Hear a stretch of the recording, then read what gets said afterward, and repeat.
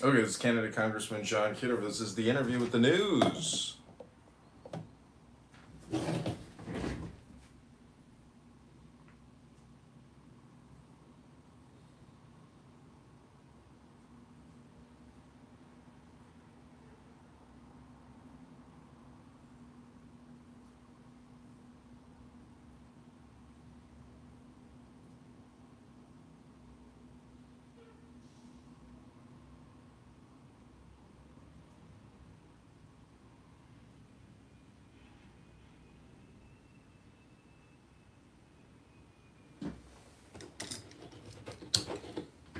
Okay, this is Canada Congressman John Kitover for Illinois 16. This is an interview with the news.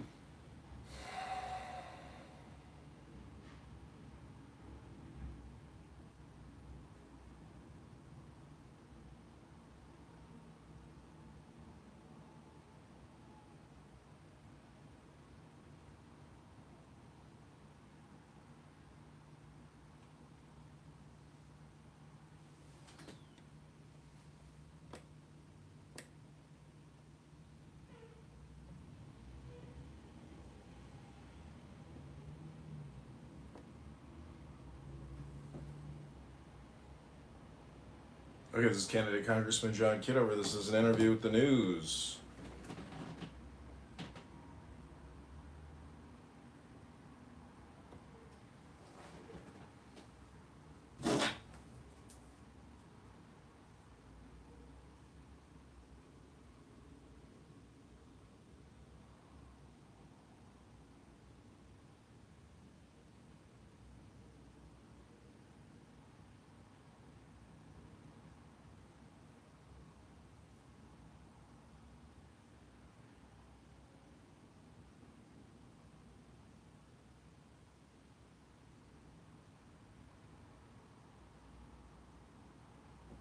What up, Wired?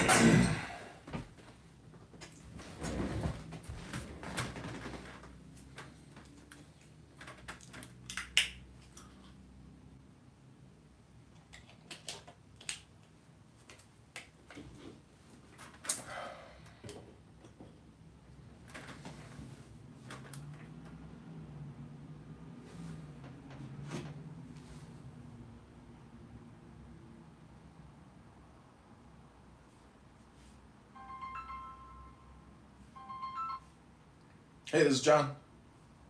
Cool here from Locker Register Star. How are you? Hey, I'm good. How are you doing? Good. It's good to talk to you.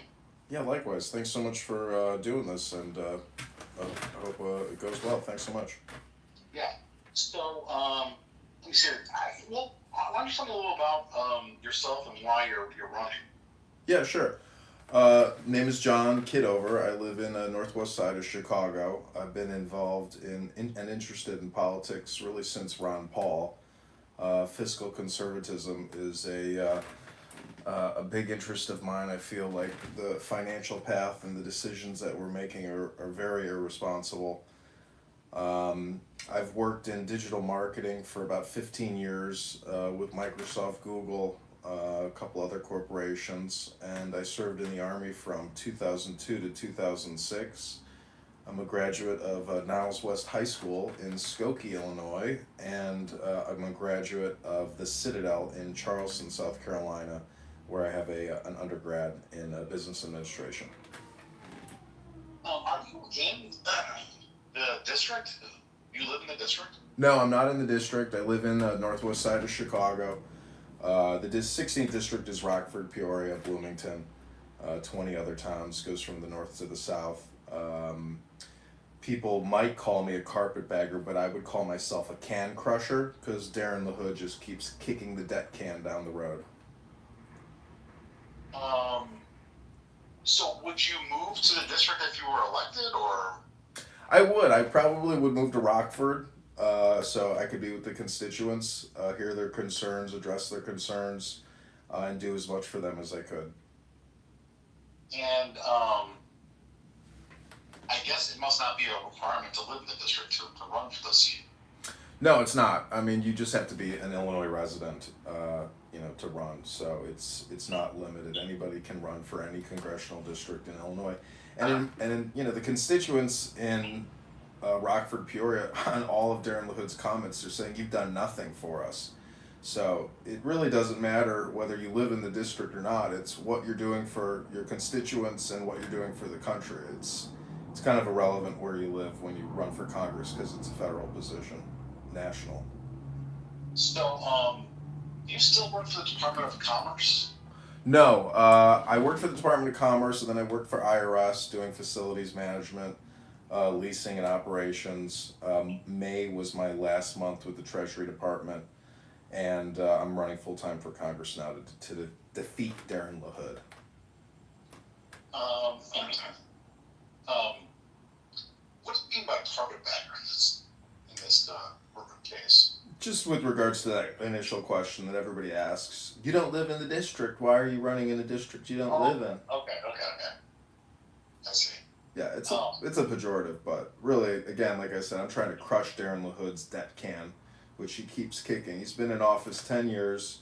He signed an agreement for term limits to not seek more than 3 terms, and he's approaching his 6th term. So he's in violation of his pledge not to seek more than 3 terms with with a nonprofit organization in D.C. And I also signed the same agreement. Um, so his this debt issue, isn't that really following the Donald Trump's agenda? Isn't that in support of Donald Trump's agenda? Absolutely. Donald Trump, in my opinion, has pulled the rug over our eyes and has pulled a fast one on us.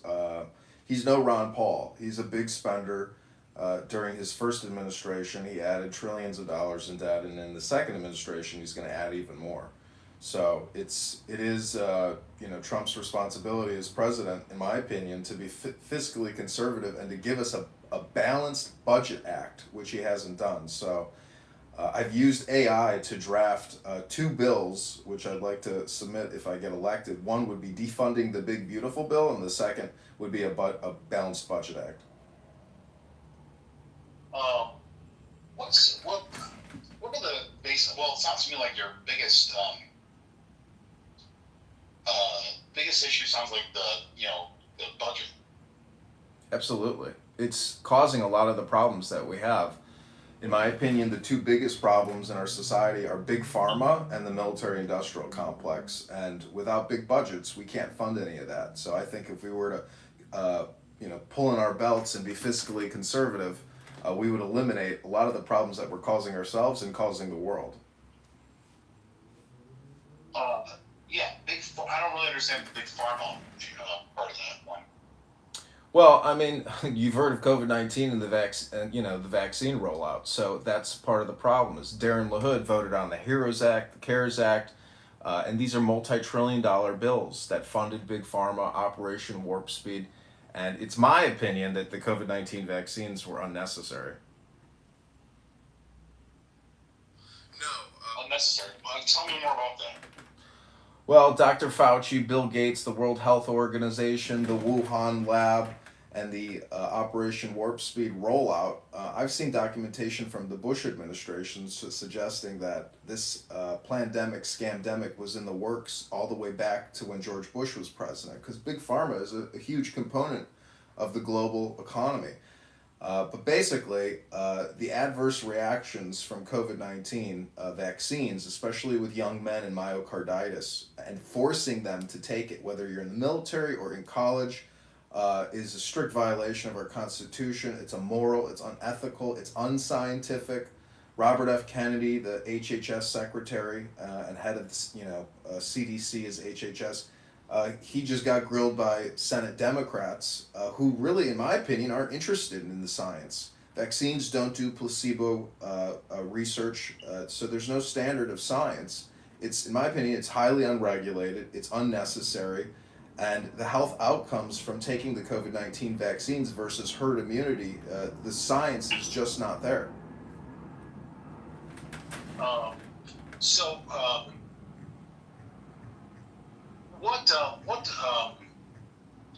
so as far as LaHood goes, he's supported, increased debt. What other issues do you have with his leadership? Well, one is the Second Amendment. He wants to raise the minimum age to purchase a firearm.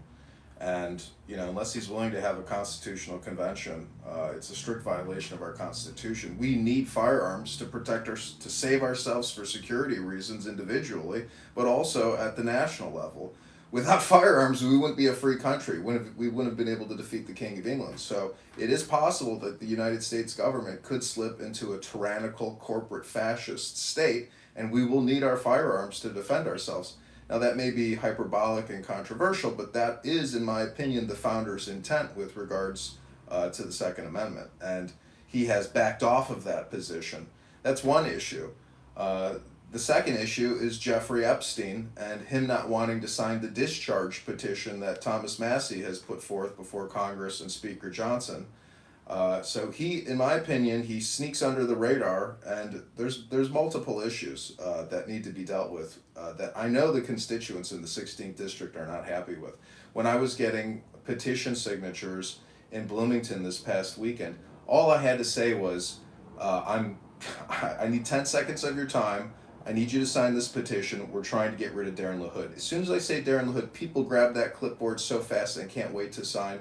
So there are a lot of disgruntled voters in the 16th district that are not happy with Darren LaHood. That's one question following up on that. I mean, raising the age at which you can buy a firearm doesn't take away the right to own firearms for everyone else. I mean, you made it sound like the measure would eliminate the right to bear arms. No, he wants to just raise the minimum age. And I got to say, if you're an 18-year-old in a very dangerous area, let's say of Chicago, I think you absolutely should have the right to be able to defend yourself to the death if you're going to get killed by some gangbanger with a gun. But since you can't get a gun because now the minimum age is 26 or 25, and it's no longer the age of a legal consenting adult, that's a problem. And plus, it violates our Constitution. So unless he's willing to hold a constitutional convention to raise the minimum age, he can't do it. It's unconstitutional. It won't hold up in court, in my opinion. I guess another big issue has been tariffs. And what would be your position as far as tariffs goes if you're elected?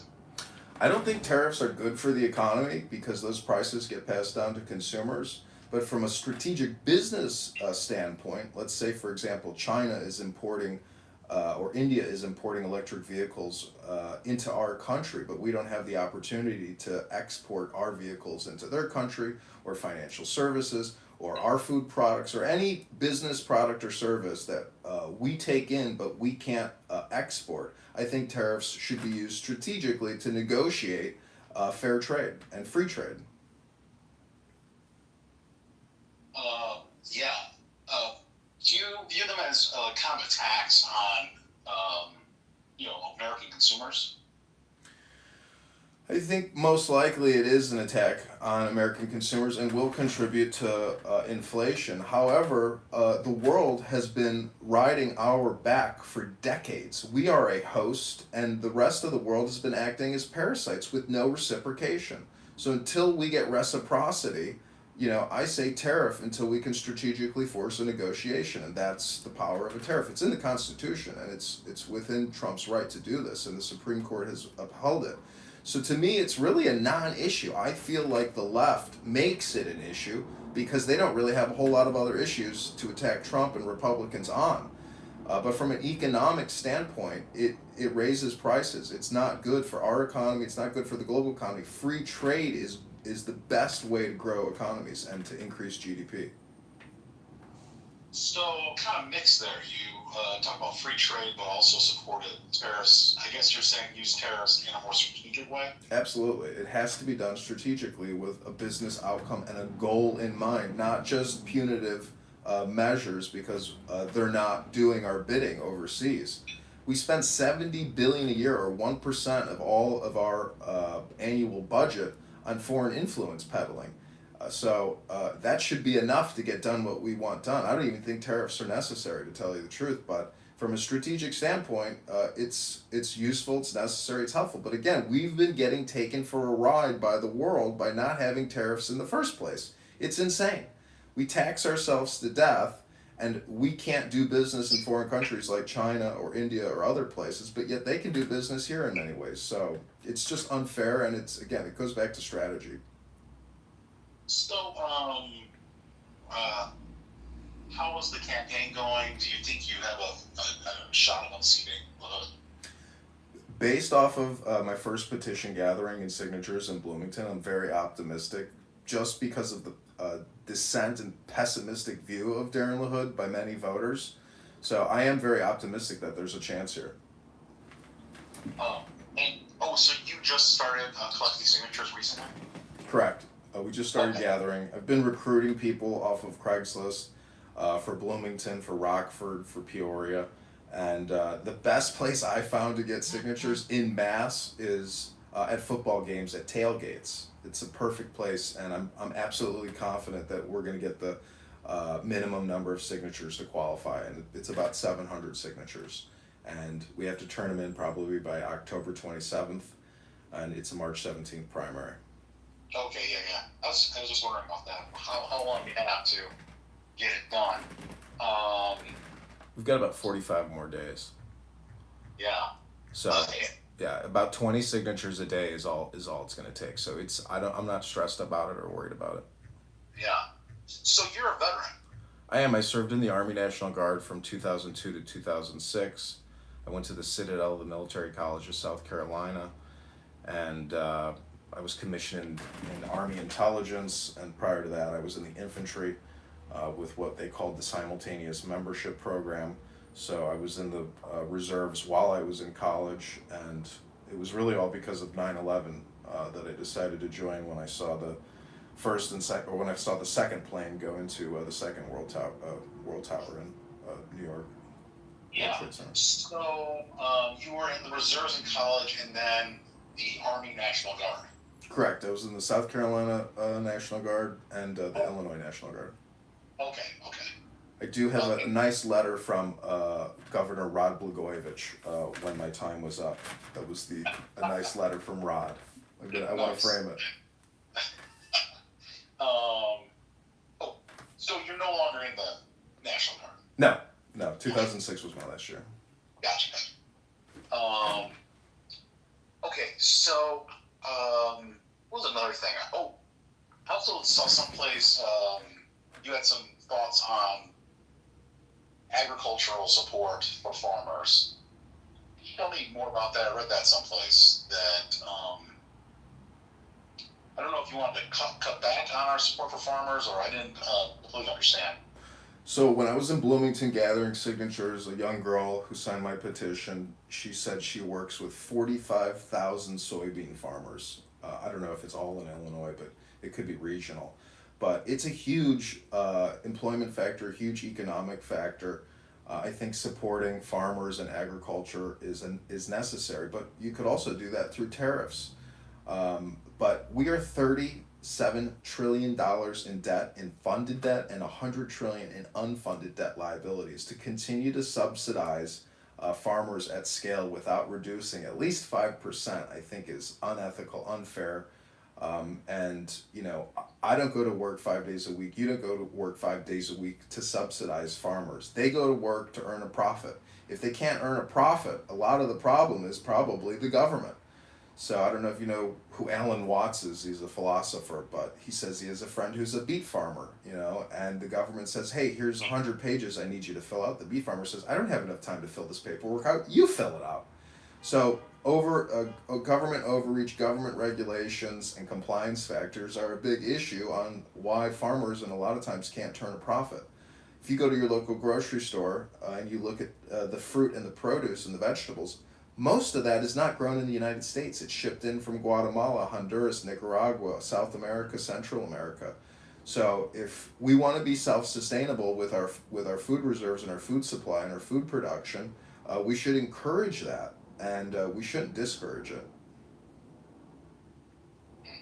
And if that means subsidies, that's okay. But I'm just saying that we have to be pragmatic and practical about our spending and set priorities. I would say that food is definitely a priority. So if we were to optimize our spend, I would definitely keep a focus on farmers and possible subsidies, or possibly not just subsidies, but encouragement to grow, not subsidies not to grow. I think that could also be a major factor that a lot of farmers are getting away with, which is they're being paid not to grow as opposed to grow. What else should I have asked you, but I have not? I really think, the Balanced Budget Act is something that should be thoroughly explored and understood by all constituents in the 16th District, that every year the government is borrowing $15,000 for you that you're not voting for. These college students that I met with in Bloomington this weekend, hold on one sec. Sorry, the college students, they're taking out $60,000 loans to get an undergrad degree, and the government is also taking out $10,000 to $15,000 in loans on their behalf. So if they come out with $100,000 in debt, their real debt number is $140,000 plus factor in the inflation rates. So we have to optimize our spend. I don't want to shut down this engine. I just want to optimize the fluids, the oil that we're using, and prioritize our spend for we the people. A question that I think maybe might be relevant is really just, I don't know. I mean, I just constantly go back to a Balanced Budget Act being a major priority as a congressional candidate. You could ask, I guess, is Darren LaHood really a Republican, or is he pretending to be? Is his father Ray LaHood, who worked for Obama as the transportation secretary? Why did he have $50,000 in cash that some Nigerian scammer gave him? Why did the FBI take Darren LaHood's laptop and do an investigation on him? Was it political, or was it potentially criminal? I mean, you could ask a lot of questions to me. Whatever's on your mind, I'm willing to discuss. I was just giving you a chance to comment on anything else that you wanted to comment on. Really, to me, one of the big issues is the Jeffrey Epstein discharge petition for the Epstein Transparency Act.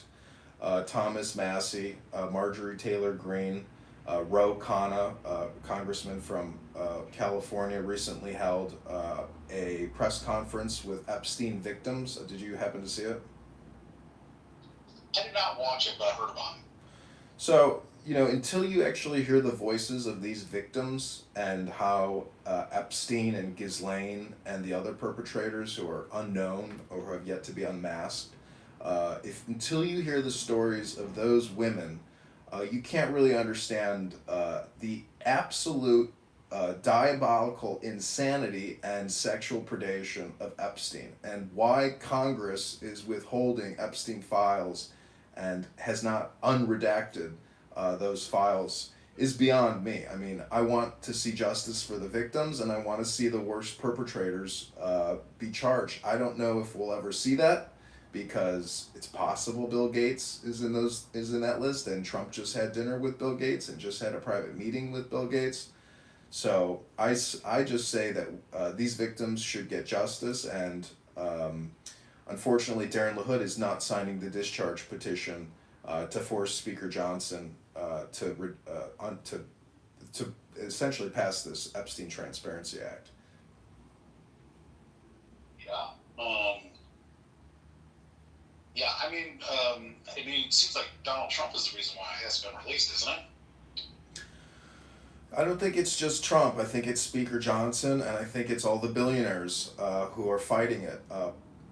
Thomas Massey, who's running for re-election in Kentucky, John Paulson, a multi-billionaire, is funding millions of dollars in attack ads against Massey. It probably won't work because his constituents know him. They look at his X account. They know he's fully transparent. He's extremely intelligent, and he's putting forth legislation all the time to essentially counteract the deep state and big spending.